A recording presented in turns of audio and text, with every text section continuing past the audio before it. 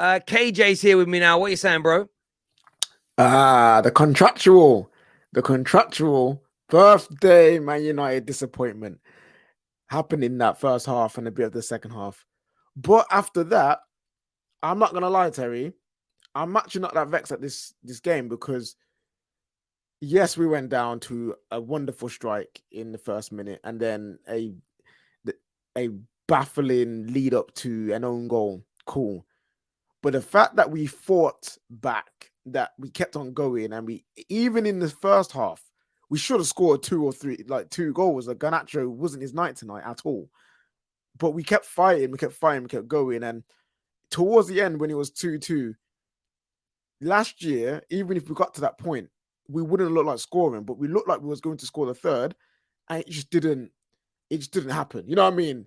Sometimes it happens. The Leeds obviously played as well as they did because of the caretaker manager bounce. You know what I'm saying? Man like Chris Armas at the wheel and that. But we kept fighting. And even though some players had poor performances, Garnacho wasn't his night tonight. He's a young lad. He will learn from that. Fred, I swear, towards the end, he was trying to play against us. You know what I mean? He must have had a bet with someone that was going to lose or something. Hold tight, Ivan Toney. But but yeah, as a Man United fan, I can look at that performance and be like, no, Ten Hag is building something. He's building mentality. He makes mistakes. But we're no better than Ollie's team 2 years ago, so there's been no progression. No progression. You know what I mean? It's what it is. We're just gonna implode in 3 years' time, and the cycle goes around again. But now, on a real note, I am genuinely like, yo, this team can build on from here. It ain't happening this season. There's too many holes. We need a deeper squad because one player going, Casemiro gone, and it's like crap. Panic stations. We've had to play 2 8s in the DM role together, and both of them didn't know what to do for the flipping an hour. You know what I mean? So yeah, like Ten Hag with the right backing, and again, backing is not just money spent, but on the right people with the right structure. I believe in this team. I believe Ten Hag can build something for Man United in the next couple of years, honestly. So yeah, it was a performance that you look at, you're annoyed about the result because he's at home as well. We've got to play them on the weekend away. But if you look at the mental fortitude, that is something I want to see from my players. And they're probably annoyed because they didn't win. And I like that. I like the fact that it'll be like that. So yeah, overall, it's just one of those years. But Sancho is back. He was back, great, baby. He was great. He impressed me. He looked good, and we just want to see more. I feel like that's how he started the season, personally. And then kind of tailed off a little bit. And we know there's been some mental health issues and stuff like that. But yeah, hopefully there's more of this to come from him as things progress over the course of the season. But I hope there is, because you saw tonight he's brilliant. And I think to Abdul's first question again, I didn't go into it too much with him. By the way, a few people saying, Terry, why are you rude to that caller? Abdul's been calling him for years. And the reason that I got frustrated at him is because in the summer, when people said about Barca, could you have too many players in one position? He said it's never a problem to have 2 great players that play in the same position. Then he's asking the question, is it wrong to have Sancho and Rashford? And the second reason is he used to literally call in and tell United fans to calm down, that nothing Ollie's doing is good. The points have only been because other teams are crap and you shouldn't read into it. Now he's coming on and he's trying to paint a picture that we haven't improved. So that's why I was being short with him, because the guy's literally coming on here hypocrisizing himself. But so Terry, if you guys are new to the Terrace, you won't recognize all the callers. That's why. Simple as straightforward as that. But to me, that's a beautiful sign. It's a beautiful sign that we're going in the right direction. Because when it was Ollie, it was all cheers. You know what I mean? It was all cheers. It was all laughter. It was Ollie's at the wheel, Ollie's at the wheel. Like, it was all of that. Now they're finding things to say Ten Hag's crap at this. He's not actually making real progress. Oh, it's because he's actually been backed. Like, now we expect you to do X, Y, and Z because he spent on 200 million. Like, I love it because they can see where this manager is going. Bold is best, and I absolutely love it. And happy for Sancho. Obviously, Rashi, my guy, doing his thing, and we're on the right track. I was frustrated with the Crystal Palace draw. I was frustrated with the Arsenal loss, but today is a performance where I saw mental fortitude, and we didn't crumble. We actually rose up, and in the end, we just couldn't get over the line. I can deal with that. I can Yeah. deal with that. And I agree. And that's, as you say, if this was under Ollie, you know, in that season of Ollie, if we'd have drawn this game, it would have been no pen, no party. Ollie's at the wheel, celebrating the fact that Ollie was still here. Now, as soon as rivals, and there's a guy in the comments that says, Terry, you can't tell rivals how to banter. You don't get to pick that. I know I don't, but I can be completely unbothered by it and say it's dead, bruv, and it's rubbish. And the reason I say it's rubbish is because it's predictable. As soon as people start trying to dismantle how good a player of yours is or a manager is, you know they're brilliant. If there's a desperation to dismantle them, look at Darwin Núñez. No one's trying desperately to dismantle him. They're just laughing at him.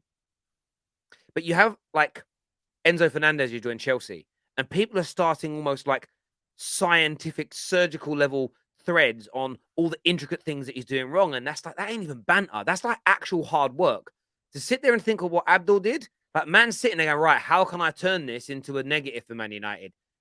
That's just like, that shows you're on the right tracks. If you sign a player and people are starting mistake threads, that means you've signed a brilliant player and they're scared. It's as simple as that. Arsenal fans recognize that this year because it's happened to them. So I do agree with you. I'm glad that we're kind of moving in that. Policing banter again. Policing it would be stopping it. Saying it isn't funny isn't policing it, my bro.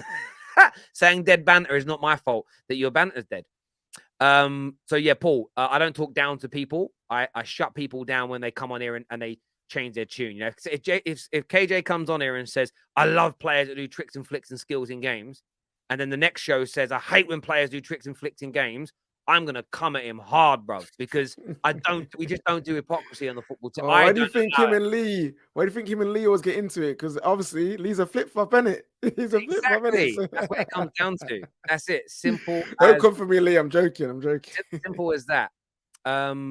This comment here says, "Don't look now, but the title race is getting tight." It is. I mean, and listen, from a United point of view, it's annoying, but from a perspective of the Premier League, and more so Tottenham, what a great result for them tonight. They'll look at this and go, right, you know, we win our next game, then they've got Leicester. We play Leeds. I mean, we're away at Leeds. I'm worried about playing Leeds away now.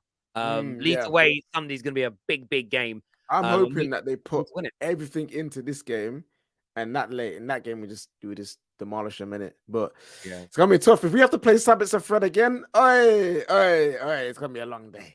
We cannot play playing. Today was chaos ball. Today I said to my dad, I actually wish we had Ollie because Ollie knows chaos ball.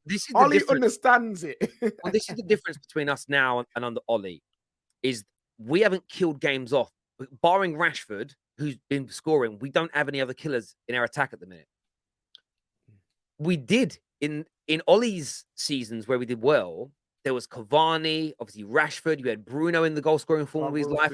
Martial was playing well. Pogba chipped in. We actually had lots of players in that season who they were not all going to score 25, 30 goals each, but they were all good at scoring goals. We don't have that right now. If you actually look at our last, say, 10 games as an example, and I look back at them and think performances, we were the best in most of them. If you go back to, you can look at the Premier League only for a minute, because we won our other games. Look at the Premier League. Barring the Arsenal game, we beat Palace, but we should have put that game to bed before it got sticky, as an example. Palace, it's weird how we play Palace and Leeds all so close to each other in this little space of time. Palace, when we drew 1-1, should have put that game to bed. You know, Bournemouth, we beat them 3-0. Wolves, we were all over them. The fact we only won 1-0 was because we don't have killers on the pitch. Battered Nottingham Forest. Fulham was a tight game, to be fair. We got beat by Villa. Again, the West Ham game and the West Ham game, the Chelsea game, and the Spurs game. I see this is what I don't know what Abdul's talking about. We dominated all three of them games, but we only scored 2 goals against Tottenham and then 1 goal in the other 2.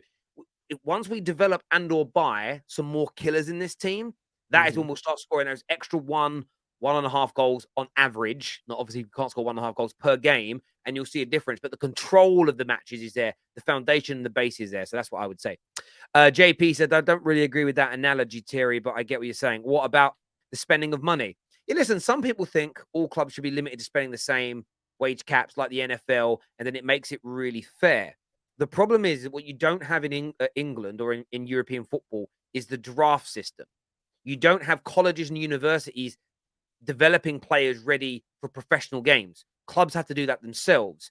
So what is the incentive to win, barring glory, if you don't get financial Mm. benefits, but short-term and long-term over it, because there's actually an advantage to not being bad. Like there's an advantage to being bad sometimes in the NFL because you get better draft picks. But imagine you developed your own young players and then the teams who perform bad got them. Imagine Saka got given to a team that got relegated.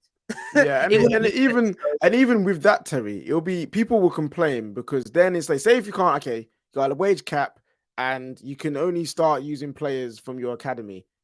Well, the teams that can attract better young players through the academy or in the area where just magically good players grow, they'll be like, well, that's not fair. They're in an area where all of them play football really good. Like, so everyone's gonna be complaining anyway. Like how big London is compared to other cities. Yeah, there's always you can always find unfairness in it. I like the model we have. I think FFP should exist, but with stricter regulations on bad owners and slightly looser regulations on wealthier owners. But then clubs need to be protected. But I do agree that if a team starts winning and it grows its fan base and its revenue grows, they should be allowed to spend it.